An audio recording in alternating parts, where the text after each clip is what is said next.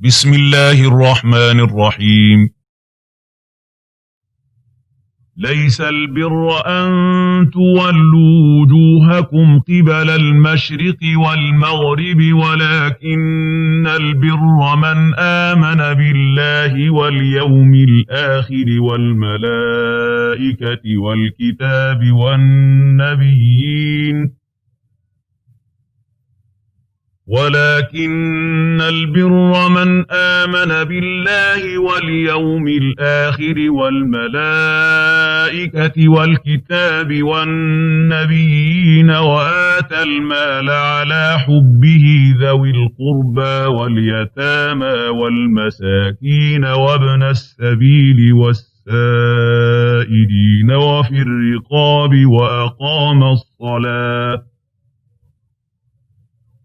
وأقام الصلاة وآتى الزكاة والموفون بعهدهم إذا عاهدوا والصابرين في البأساء والضراء وحين البأس أولئك الذين صدقوا وأولئك هم المتقون. يا أيها الذين آمنوا كتب عليكم القصاص في القتلى الحر بالحر والعبد بالعبد والأنثى بالأنثى فمن عفي له من أخيه شيء فاتباع بالمعروف وأداء إليه بإحسان ذلك تخفيف من ربكم ورحمة فمن اعتدى بعد ذلك فله عذاب أليم. ولكم في القصاص حياة يا أولي الألباب لعلكم تتقون. كتب عليكم إذا حضر أحدكم الموت إن ترك خيرا الوصية للوالدين والأقربين بالمعروف حقا على المتقين. فمن بدله بعدما سمعه فإنما إثمه على الذين يبدلونه إن الله سميع عليم. فمن خاف من موص جنفا أو إثما فأصلح بينهم فلا إثم عليه إن الله غفور رحيم. يا أيها الذين آمنوا كتب عليكم الصيام كما كتب على الذين من قبلكم لعلكم تتقون.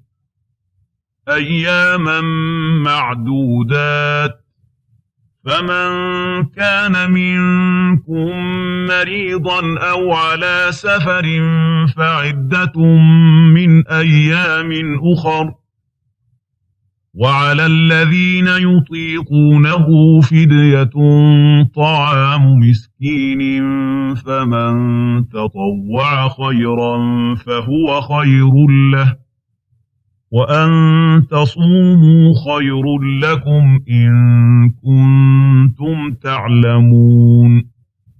شهر رمضان الذي أنزل فيه القرآن هدى للناس وبينات من الهدى والفرقان فمن شهد منكم الشهر فليصمه ومن كان مريضا أو على سفر فعدة من أيام أخر يريد الله بكم اليسر ولا يريد بكم العسر ولتكملوا العدة ولتكبروا الله على ما هداكم ولعلكم تشكرون.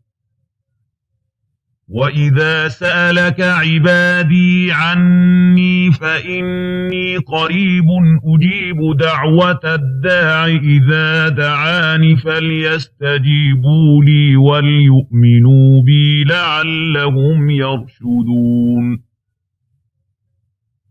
أحل لكم ليلة الصيام الرفث إلى نسائكم هن لباس لكم وأنتم لباس لهن علم الله أنكم كنتم تختانون أنفسكم فتاب عليكم وعفى عنكم فالآن باشروهن وابتغوا ما كتب الله لكم وكلوا واشربوا حتى يتبين لكم الخيط الأبيض من الخيط الأسود من الفجر ثم أتموا الصيام إلى الليل ولا تباشروهن وأنتم عاكفون في المساجد تلك حدود الله فلا تقربوها كذلك يبين الله آياته للناس لعلهم يتقون ولا تأكلوا أموالكم بينكم بالباطل وتدلوا بها إلى الحكام لتأكلوا فريقا من أموال الناس بالإثم وأنتم تعلمون